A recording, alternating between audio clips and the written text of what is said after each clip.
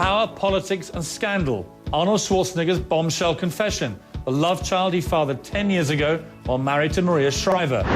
And IMF chief Dominic Strauss-Kahn, behind bars, charged with sexual assault. The defendant restrained a hotel employee inside of his room. He sexually assaulted her and attempted to forcibly rape her. Tonight, damage control and political fallout. This is Piers Morgan Tonight.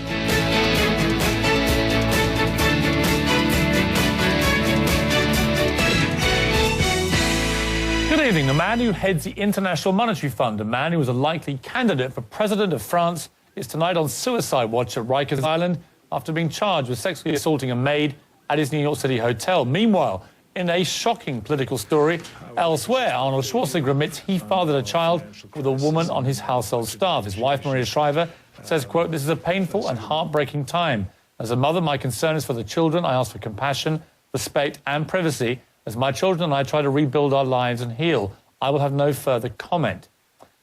And joining me now is branding expert Donnie Deutsch, crisis management expert Mike Citrick, Don Goldberg, President Clinton's damage control specialist, and Hillary Rosen, Democratic strategist and CNN contributor. Don Goldberg, let me bring you in here. I mean, we're seeing a slew of sex scandals in recent years, even more than we're probably used to in all forms of entertainment, of sport, of politics.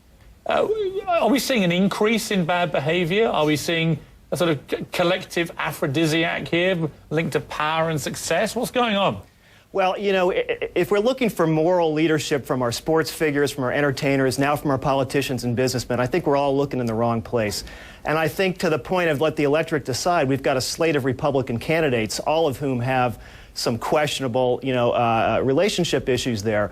We're going to find out what the tolerance is. And this is not a partisan issue. You can go back to Gary Hart. You can go back to, more recently John Edwards. Obviously, President Kennedy, you can go way back. I don't think it's new, and I think that because they're politicians, you can't keep secrets anymore in this day and age. But I think the tolerance level for this, as long as they're not breaking the law, is getting a little bit easier. I mean, I think the question with Schwarzenegger will be over the next few days, were there any state funds used to pay to take care of her? Was she an immigrant who had a green card, for example? I mean, he may have some legal issues here that he's going to have to deal with. Indeed, a good debate. Carry on, no doubt.